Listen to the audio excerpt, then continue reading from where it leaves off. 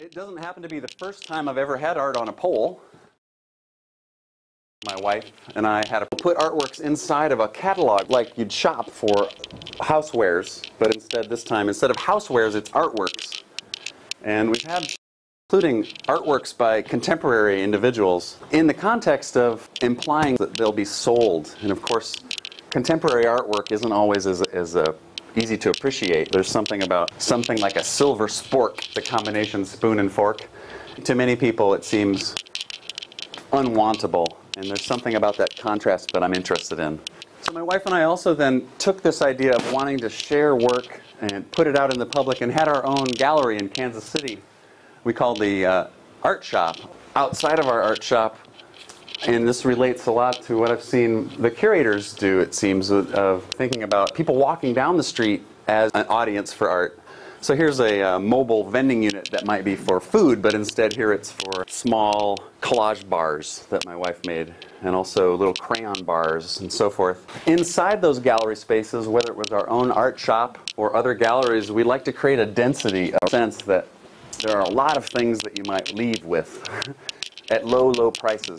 Also inside the store, we like to make the work not so comfortable, not so simple and on the wall and always just there for you, so that the user has to kind of turn the page to discover different works that are on display in the art gallery. Here's our wall art section.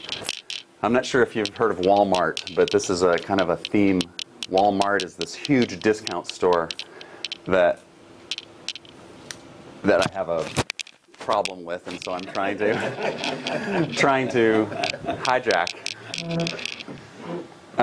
Another project, this is called Deals on Wheels, and this is a van that we loaded up and moved around and had certain stops where people would know to come and bring their children and purchase work right on the street. So there's something about not making people come into the gallery space and think about the gallery as the place to get art, but instead the street. And so this is why this banner's really appealed to me, this idea to meet people as they drive or as they walk. My latest project is, again, another street-based vending unit that has a number of dollhouse scale, 1 to 12 scale art gallery, living room, bathroom, bedroom with big TV, basement, ladder going up to the out of doors. So I'll show you a couple images, and then those panels again where art can be paged through, and a little vending machine to lure the children in to buy $1, very, very cheap artwork. And so this was a sketch I made thinking about it, and I went ahead. I've been building it for about 5 years now or so in my garage. And so here's an image of it in progress. You see down here's the art gallery, the living room, and I'm looking for more and more artwork to put into it. In the gallery space down at the bottom, one of my favorite parts is this miniature track lighting. This is actually a pretzel piece by Klaus Oldenburg, the artist known for very giant everyday objects in parks and so forth. In this one case, Klaus Oldenburg's pretzel is the actual size of a street vendor's pretzel. This is another example of my interest in reaching the public outside of the gallery space. There was a contest to provide an idea for a paint job on these oil tanks, and where I live right now there are these giant oil tanks because I live in a port city, and their intention was to camouflage the tanks so they weren't such an eyesore, they weren't so ugly.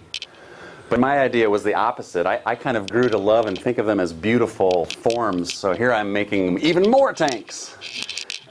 And instead of being filled with oil, they're filled with this pink liquid that everybody loves playing in and enjoying and thinking of as a festival. So instead of this place in town to kind of go, yuck, it's a place to go and with your family and have a picnic. I kind of like subverting or turning upside down the sense of what ugly is. And also to provide an alternative. So this is related to something I'm going to show you real quick here. This idea of visualizing something that I'd prefer to see in the world. Which brings me to this basket of markers. I have some examples of these markers here. I'm not a salesperson for these markers, but I can't say enough about them. They're these beautiful opaque paint markers. They cover. They don't smell bad. So they're called Poster Man.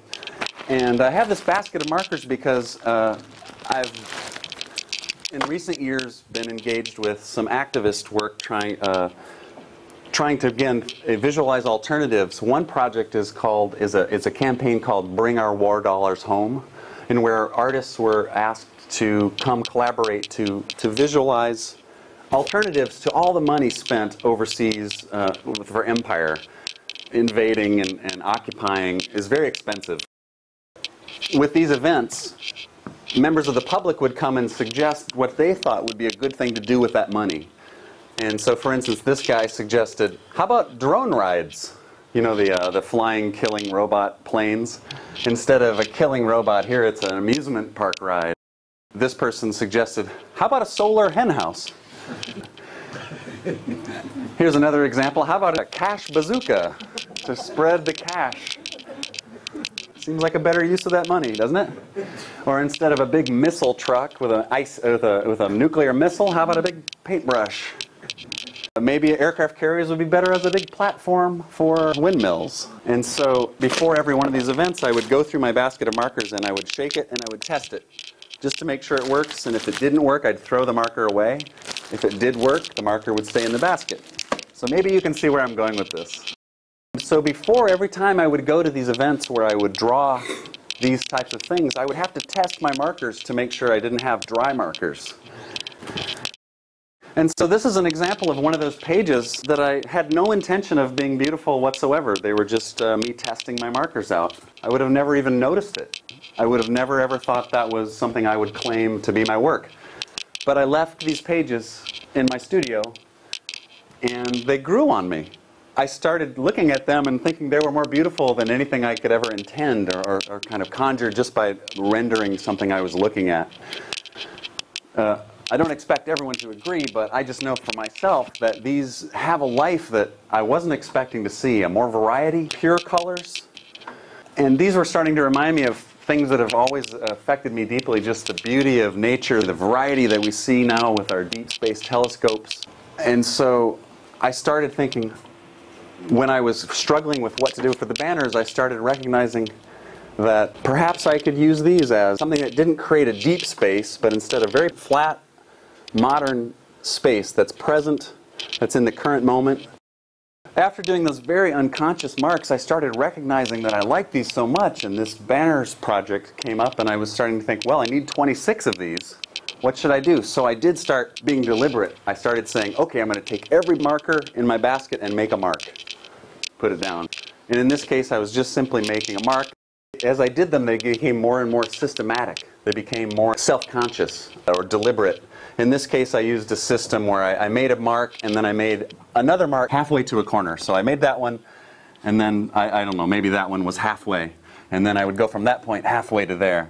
And so there's a certain order that starts emerging. I bet you've probably seen some of those where a computer does it, and they become very orderly and crystalline, and in my opinion, very beautiful, like snowflakes and fractals. Then I kept doing something a little different each time by just making a mark and then putting the mark down, getting my next pen out, and making another mark right next to it, without any intention to make this overall shape. It's just what ended up happening. So I really appreciate how this project got me out of my tendency to try to preconceive what it is I'm working on. In this case, I simply started in the middle and dragged outward with each one, and put the marker away, started in the middle and dragged outward. These started reminding me of astronomical objects, of galaxies, of explosions and things that are very kind of primally appealing. I didn't think of these as a movie that actually changes or morphs as you walk down the street, but one thing I did think about is how the one side relates to the other.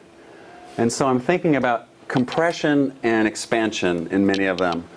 And so you might find it interesting, just as you walk, to notice the two sides and create a little animation as you look at both sides, to notice either a very slight change, or in this case is an example of a popcorn type of effect. And in some ways it could easily be thought of as a non-entity, something not worth looking at. But somehow, by being framed by this exclamation point, it gives it this sense of there must be something exciting. So that's my banner project. Thank you for listening, and if anybody happens to have any questions, I'd love to try to make more sense of it. It's been a pleasure talking to you. Thanks, everybody.